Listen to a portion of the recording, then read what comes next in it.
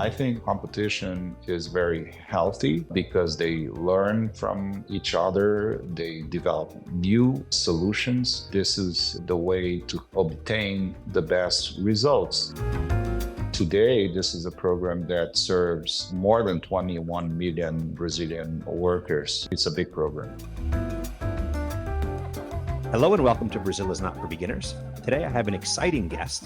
Sergio Suchodolski is a partner and executive VP at VR Investments, and he's here to talk to us about employee benefits. Sergio, thank you so much for joining us. My pleasure. Thanks for having me, Isaac. No, that is really my pleasure. As I mentioned, this is an exciting topic for me, very close to the work that I've been doing with my startup for the last few years, but also something that's come up multiple times on the podcast and something that stands out a lot when you work in Brazil. So this idea of employee benefits, Vale Refeição, which is where VR comes from in your name. So I'm really excited to dive into this and explain to our audience how this works, how it developed, where it came from, and the implications it has on work and the economy. Maybe beforehand, it would be great to hear a little bit about yourself and your journey, your trajectory, how you came to work at VR. So I've been involved with the shareholders of VR for over a decade. I got to know them during a period of time where I worked and lived in New York. And I worked at a private equity fund where we developed a business relationship with the Scheinman family. Over the years, we kept very close. And about 4 years ago, they invited me to join their executive board. So I served on their executive board for a few years and then eventually joined the senior management team around 2 years ago. I have been involved in development finance for almost 20 years. I worked in 4 different development banks in Brazil and in China, and previously at private equity. And therefore, there was the right fit to work in this space, which has a development, very strong social component to it. And I'll be more than happy to explore that with you. No, that sounds great. I also have a background in development banks. I started my career at the World Bank. And as I mentioned to you, I'm terribly interested in your work at the BRICS Bank. It's not what we're going to talk about today, but something that I think you and I can talk about more offline. But that's a really amazing career and really impressive that the VR folks would bring you on because of that development component. So I find this space really fascinating and know that it has a social component. But maybe we could start with talking a little bit about how employee benefits work and how they evolved. So, for instance, what is a CLT? Where did it came from? How has this evolved over time? And what are the obligations? So again, we mentioned at the beginning, this idea of Vale Refeição, VR, which is your name, you're like Kleenex. But if you could talk a little bit about the background, how it evolved and where it came from, I think that would be great for the audience.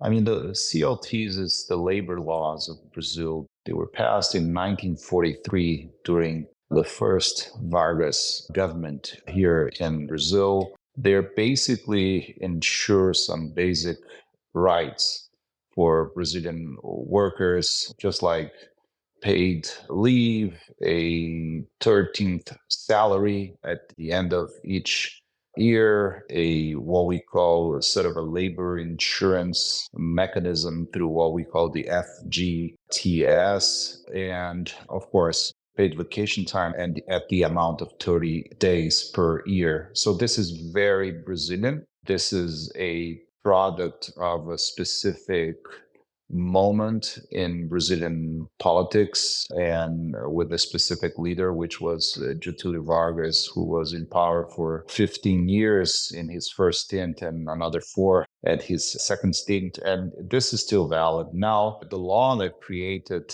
the benefits in Brazil was passed on later in 1976. This is also an interesting bit because it's a public policy turned into law that creates a universe for private companies to operate that peculiar segment. So you have a whole range of companies, both Brazilian and international companies operating this program in Brazil. But at the outset, it was really created by a law. So it's out of a public policy. No, that's really interesting the way you framed it there as well, of this idea of a policy becoming a law and the way that private companies also operate within it. As we think about this, there's other things that factor in. So, for instance, I know that with this benefit specifically around the vouchers, there's tax incentives, the PAT, for instance, that companies get. I'm wondering if you can talk a little bit about, and this is a broad question here, but kind of the drawbacks and the benefits of this type of a system and how you see it. So, for instance, there are benefits to companies for offering these types of benefits. They get tax incentives. And I think there's also benefits from a social perspective at work. You end up eating a lot with your colleagues because you have this meal voucher that comes from the company. So you have money to spend that you spend going out with your colleagues. I think it helps with the restaurant industry. Again, with that culture, it obviously impacts as well team efficiency and productivity. I think that there's complaints on other sides that Brazilians take long lunches. A foreigner will see that. So without taking too much of a stance, I don't think that's the idea, but what are some of the discussion points around this and kind of the validity of the arguments on both sides? Sure. So let's bear in mind, going back to the laws, to the very purpose of the public policy, right? So the public policy was set up to ensure food security, okay, and nutrition, right? The circumstances back in the 70s is that you had a lot of cases of workers passing out during the day because they were not properly fed. They were not able to have access to food during their working hours. And sometimes even they were paid very low wages and they couldn't afford for the whole month, or they couldn't support themselves fully and their families. You had a lot of accidents. So this was very common, especially in the industrial areas of Brazil. So this is a policy that was targeted to low income workers. Okay, so we're really talking about what we call in Brazil the class D and C. These are workers making between one minimum wage, two minimum wages. So this is the core objective of this program.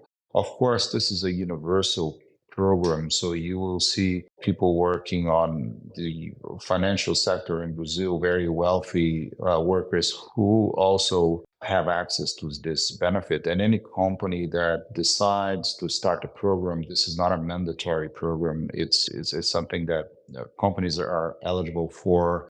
They do have a tax break of 4% on their income tax up to 5 minimum wages, which is an interesting incentive. But many companies decide not to set up that kind of program. That said, the program is very attractive for retaining employees. It's always considered as a very interesting factor in the decision making of accepting a job and remaining in the job, especially as we see inflation related to food in Brazil. And even the surveys that we undertake show that many of the workers that do have access to the benefits, they don't last for the full month.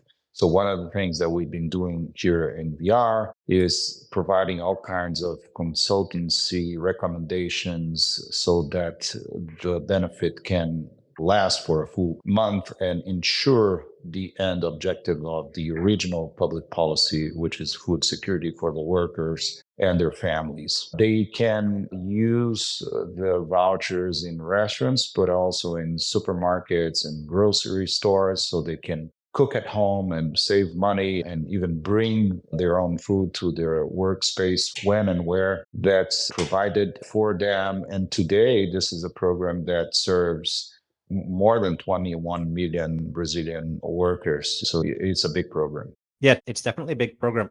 Do you, off the top of your head, obviously know the size of it, just to give everybody a sense of? So 21 million workers, which is, by my math, about 20% of workers. Yes, it's a little over 20% of workers, with a special impact on workers from the classes C, D, and E. So this is lower wages, really blue collar workers in their majority. Most of them are employed by SMEs, so by small companies. They're biggest employers in Brazil and everywhere in the world, really. And if you look at the figures from the top of my head, I mean, this is a program that has been responsible for ensuring billions of meals for the Brazilian workers over the decades. Just considering that this is a developing country that has fought for decades around the topic of food insecurity, malnutrition, it's considered to be a quite successful program. And it's been running for almost 50 years now. Yeah, its impact is certainly enormous. And I know it more from, I worked at a consulting company here. I have a startup. I wouldn't say that I'm anywhere near food insecure. And so I think on the other end, where it's come up on my podcast has been also about the idea of relationship building, which I think is also maybe a little bit more intangible, but also a value to society. Is to do business in Brazil, you need to build relationships, especially if you're a foreigner coming to work with the team, or an investor coming. It's this idea of sitting down with people. And I think the benefits cards in a lot of ways enable that, because I'm from New York, so I worked in New York, and you said you did as well. How often would you eat at your desk? You would go downstairs and you would grab a salad or a sandwich, and you'd come back up and you'd eat while you were working. I still have that habit sometimes, versus taking that time and putting in the effort to build a relationship with your colleagues, which I think does have a payoff in the end. So I don't know if there's any thoughts that you have on that. I'm just kind of sharing my experience with it, which is, I think, obviously different than the food security part. Sure. I mean, this is the type of experience that people like you and I have the opportunity to establish. And I think it's a very positive experience socially, team building wise, even brainstorming around ideas that either connect people or sometimes even connect them through an objective of a new idea for the very company that they work for. So I see many positive sides, but then going back to the origin of the program, if you look at the beneficiaries and more than 300,000 companies that are currently a part of this program that involve those more than 21 million workers, I mean, they really ensure that a big part of Brazilian population has access to food security. And these are the workers themselves. So if you consider their families, so you can multiply that by 4 or 5, you will get to the number of almost 100 million people who somehow are touched, if not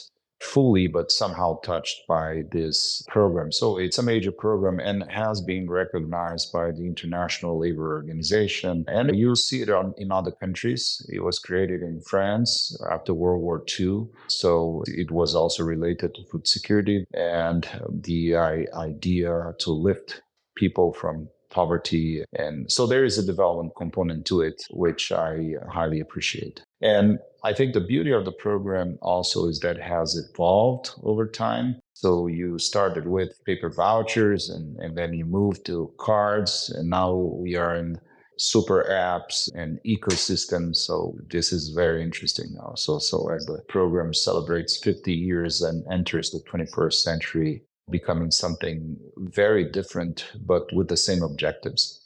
Actually, that's my next question. So you beat me to the head, but I was wondering if you could talk just a little bit about that. So, on one end, like I said, you guys are Kleenex. So you are VR, stands for Vale Refeição, which is the principal use of the food voucher. So like you mentioned, there's Vale Refeição, there's Vale Transporte, right, which is the transportation.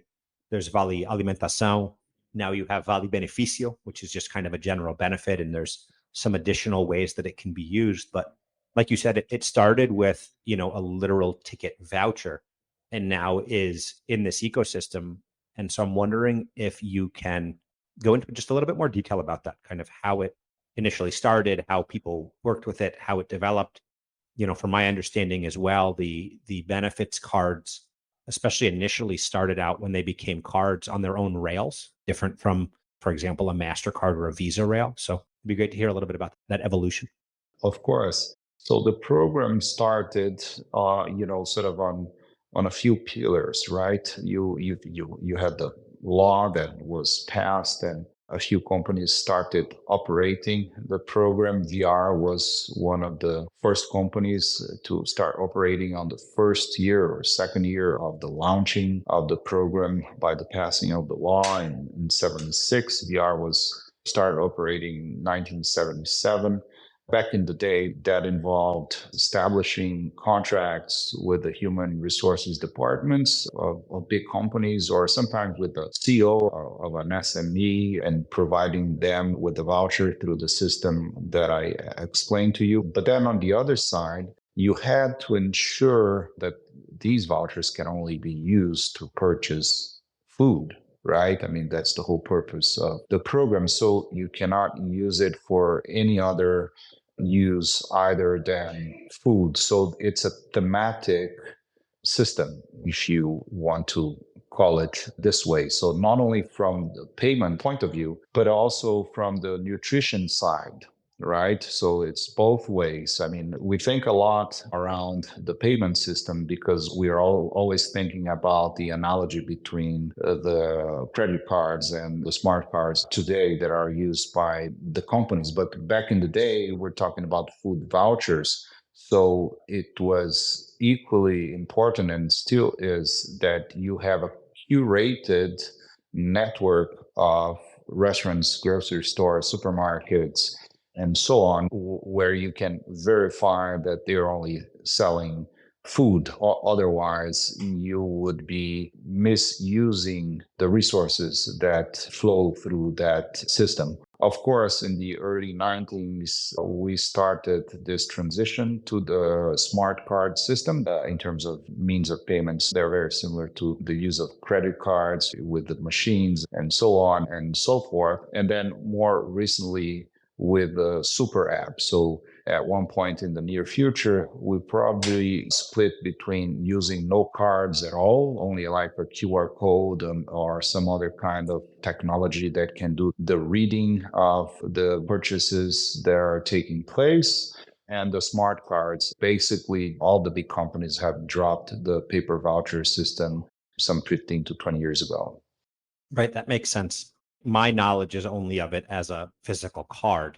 And more recently in Brazil, you've seen a number of startups looking at benefits, my own startup being one of them, although mine was focused on a different type of worker, which is why I think we're having a pleasant conversation as opposed to an adversarial one. But what are some of these startups bringing to the space? So what are the innovations? What are the types of benefits they're bringing? Where do you see the future of the segment going? So you mentioned kind of going to QR and some of this kind of embedded super app.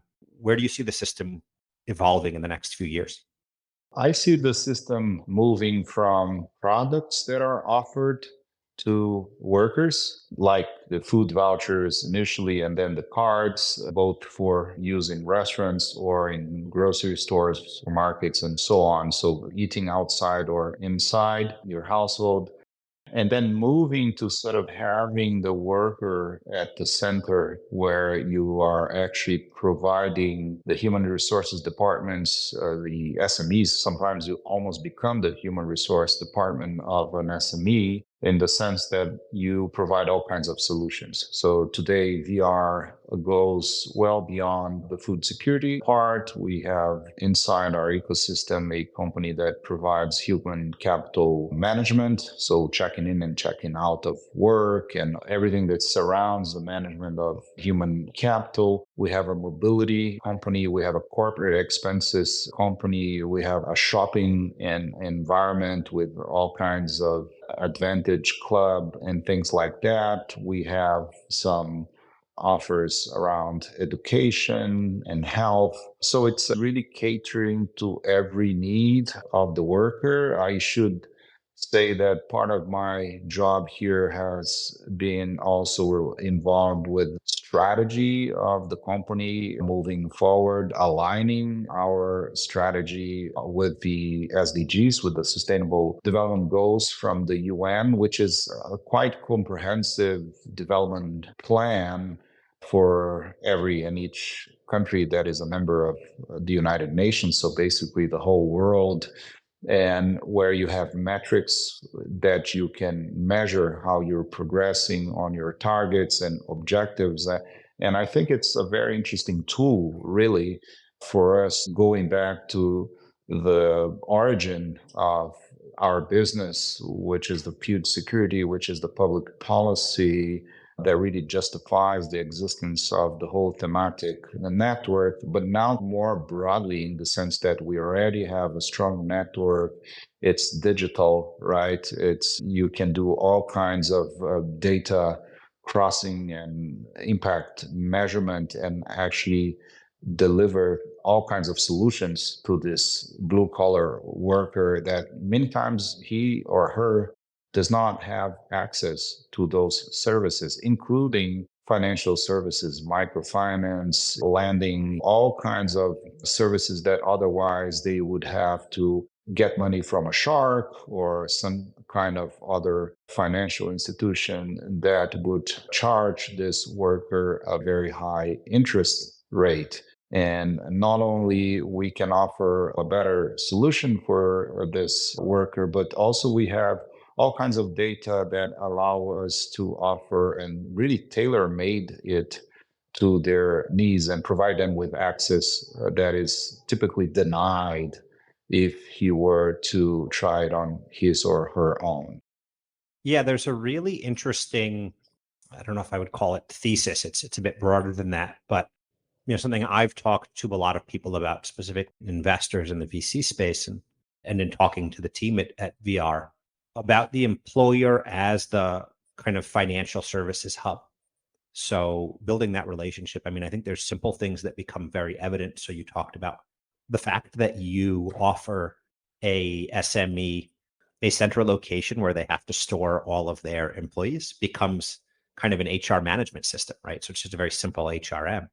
And then what can you build on from that? And being that central point of reference that you know that somebody's interacting with, you can offer a lot of really interesting financial solutions. So I don't think I knew about the extent of VR's ecosystem, and that's really amazing and really cool. Maybe it relates a little bit to, one of the next questions I was going to ask, which is we've already talked quite a bit about the industry, but what are some of the things that people don't understand or maybe misunderstand about how it works? I think that there is a little bit of a divide in terms of workers from upper classes. They want to have all kinds of flexibilities because they are not in a situation of food insecurity. And some companies also use the benefits as incentives. They had a great month or they have a special month because there are promotions, whatever. And they want to incentivize their teams. So many of them do it through the benefits component instead of like raising a salary or using other kinds of means to incentivize their workers. So this is one of the first kind of features that you see in this space where you actually have millions of blue collar workers that really need and could make or do make very good use of the program and all these solutions. And it's a developing country story, right? Bridging the middle income trap, if you will, which kind of you see it in many developing countries. That trend and actually these benefits space exist in all of these countries, right? If you look at Turkey, they have a benefits program, Brazil, other countries in Asia, in Latin America. So this is interesting. And then on the other side, you see a lot of technology, as you mentioned, and I did. And the way we look at it is that I don't think that these are two worlds apart from each other. Quite the contrary. I believe that the solutions that are at the heart of the original program can be delivered more efficiently, more swiftly through digital platforms. Also, you will be able to have a number of informations that can be obtained by these workers so as to understand their needs, where they are, what kind of challenges, and therefore you can deliver a development program through the capillarity of these private companies that operate a program that already has more than 21 million workers, right? So I think for a public policy point of view, this can be extremely efficient. And the fact that these companies also compete with each other, and I'm talking about all companies, the ones that have been around for 4 or 5 decades, the one that have just started, I think the competition is very healthy because they learn from each other, they develop new solutions. And I believe a lot that this is the way to obtain the best results. And at the end of the day, the one that it's going to be most benefited is the end client, which is the worker. I just think that we need to look at the bulk of the workforce and what are their needs when you're designing a public policy. That's the only caveat that I would make. But other than that, I think it's very healthy competition. Very interesting. Public policy piece that you keep coming back to is a really interesting wrinkle on it. And I'll be transparent that I thought less about it from my perspective, not being food insecure, than I probably have on the other aspect of it. And it's You, really interesting and a really unique perspective. Go ahead.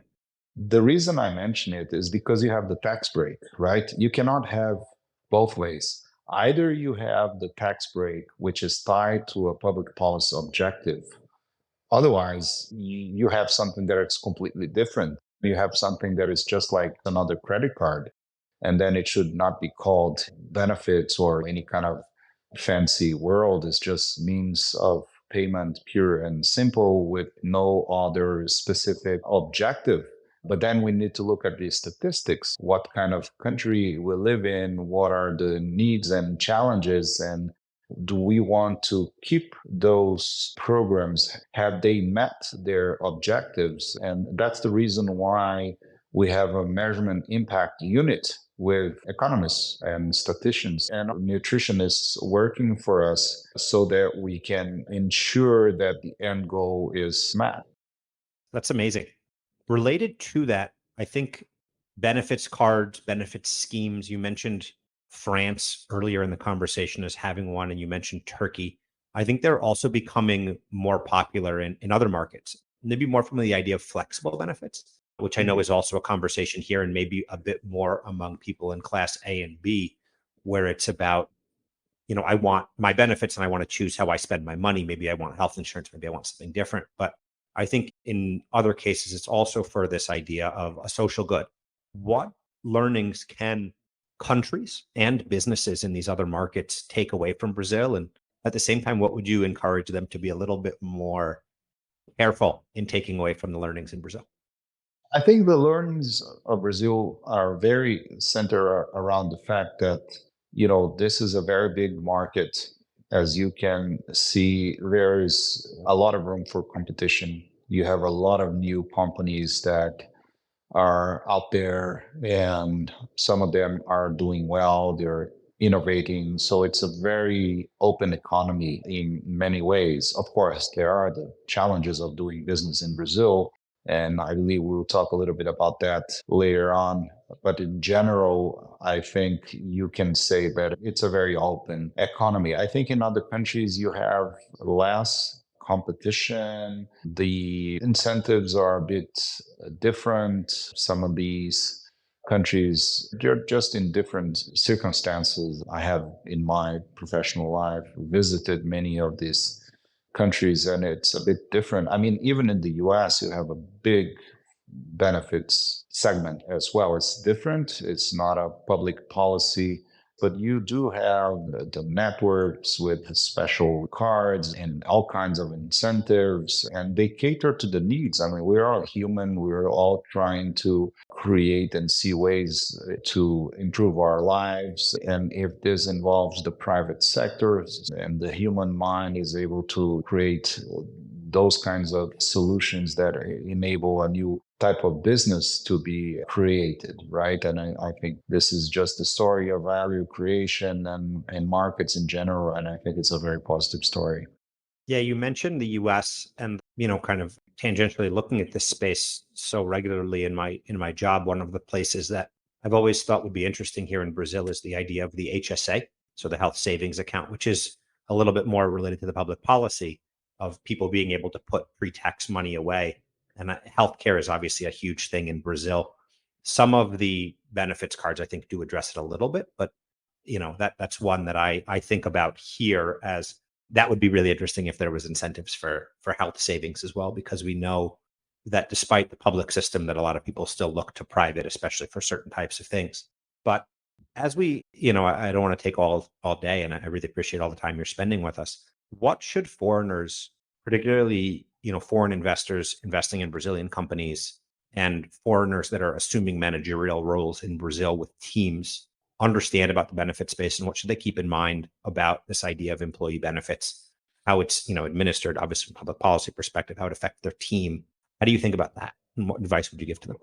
The advice that I would give them is, first, of course, the doing business in Brazil, obey the laws, especially the labor laws, understand how they work. But generally, from the perspective of the benefit system, I think really looking at it, especially if you are in the sort of industrial part, or if you employ construction or infrastructure or any size of company, really. But this could be a very relevant element in retaining talent in all parts of your workforce, right? I mean, many surveys show that this can be a key component on really retaining talent, especially blue collar workers, but not only them. So this is the first thing. Then they can pick which company or which kind of portfolio of products for specific companies cater to their needs and to the profile of the workforce of the business that they're investing in. But I see this space as a particular opportunity for an international investor coming to Brazil, and it will certainly be viewed by the employees as a very positive thing, a place where they would like to work, like a great place for them to work, especially if they can offer a wide range of solutions, because this means that the worker will be ensuring themselves and their families a well-being, right?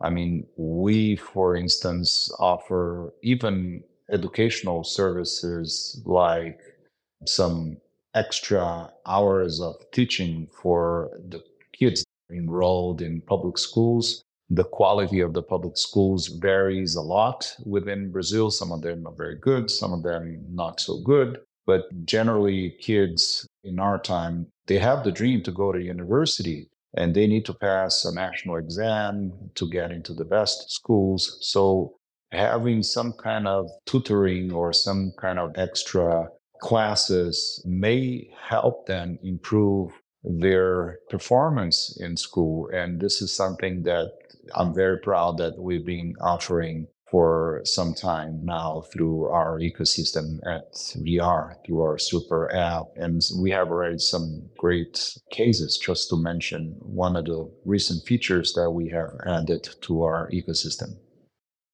Yeah, the educational component is really a great one, and I've heard people comment on that, the Vale Educação. You mentioned a point there, and it's come up a couple of times about retention, and I'm wondering what your thoughts are on that. So I think about it, again, dealing with benefits, but for a different type of worker. What's different about getting Vale Refeição or Vale Educação as opposed to just getting a higher salary? You'll hear people a lot of times say, I just want more money. But at the same time, they almost value more the money kind of tied to the benefit. And I think I have my ideas about why that is, but I'm interested in what you think about that and why that is an incentive driver. So, maybe you're paying somebody 3 minimum salaries and, another 500 reais, let's say, of benefit. Wouldn't it just make sense to give them, apart from the tax benefit, the same amount of money and just let them spend it their own way? Why do they seem to value more getting the 500 reais as a benefit as opposed to just as extra salary? That's a great question. And the answer is not simple if you look at the case studies. First, because people are very different, right? In terms of their decision making, their needs, their urgent needs, their circumstances of the household. And also, you need to deal with the objective of general well-being of the population, the decision making of parents in the household, and how you safeguard the well-being of the kids or the overall nutrition of the household. So there's a lot of asymmetry in there. And I'm not saying this at all that someone else would know better how to make decisions for someone else's family and so on and so forth. That said, there are components that tie us together as a society and where we want to achieve, right? For instance, for US higher education, I think it's very clear if you look at the 20th century that the GI Bill was a very effective policy that enabled veterans to attend universities, and many of them became amazing business leaders, academics, scientists, and probably these kids would not have access to higher education if it weren't for the GI Bill, right? So, in the same sense, here in Brazil, when you ensure that a decent amount of resources are dedicated to food security and nutrition, I think you are going in the same direction, right? I'm 46 years old. I remember very often up until the 1990s that malnutrition was a great challenge for our country. The same thing with basic education, right? I mean, a lot of people did not know how to read and write, and they were part of the big portion of our statistics up until the early 90s. And we've been overcoming that. And now it's no longer basic or even having a school degree, but people really want to go to university or have some kind of a higher training, skilled training, which will create all kinds of value add and higher productivity for them. And I think that having a system that can bundle at scale people together and therefore you have lower prices that are affordable, right? Because we're talking here about the scale, which makes things cheaper, right? And therefore you can offer that to a large number of people rather than have them individually trying to be the brokers of each and every solution they're looking for might be more efficient. So I think it's a great discussion. And that's why I'm very passionate about what I do. Yeah, it definitely comes across. And it is a really interesting point. I mean, I think from a kind of a business perspective or a usage perspective from the consumer side, what I can say, at least from my experience, is just people seem to think about it differently. You budget differently based on money that comes in as salary versus money that's dedicated to things. And so, to your point, it's not necessarily to tell people how to live their lives, but if food is budgeted for something, then it gets used for that, as opposed to if it comes into the household and is kind of in the general bucket. And, from my perspective, again, not from the food insecurity perspective, but from the, reasonably wealthy, in quotes, wealthy person in class A in Brazil, for me, it's just that's money for spending for lunch, for going out with my team, for doing things, as opposed to if it came into my salary, then it's part of the household budget, which is just treated differently. So I'm really enjoying getting this other perspective from you. But I also want to be really cognizant of our time. And I've really been enjoying this. But I always like to close my conversations by asking my guests, what does the expression Brazil is not for beginners mean to you? Well, that's a great question. You know, that phrase was created by a famous composer here in Brazil, Antonio Carlos Jobim, who composed The Girl from Ipanema, among other very famous songs. And I think it means that at the same time, Brazil is a country of immigration. It is kind of part of the American dream, or maybe South American dream, if you want to call it, right? My family immigrated to Brazil from Poland some 100 years ago, and we rebuilt our lives here. We're very happy with the way we were very warmly received and all the opportunities that we have. But at the same time, it's a developing country with all kinds of challenges, some bureaucratic challenges. I think we've made some important strides and great advances. We still have more to come. So you need to be very mindful and learn and study about the environment, which you would have to do it in any new country you move to, right? I mean, this is not only about Brazil, but it's not for beginners in the sense that it has its challenges, but it really is, I think, a country that welcomes people from all over the world. One day I had a meeting in development bank in Washington, D.C. And then the guy across the table, he was American, and he told me, well, your name, it's not very Brazilian. Are you like half Brazilian? And I was a bit surprised by that kind of question because I was born and raised here. I went to public university here in Brazil, and only later in my life, I had the opportunity to study and work abroad.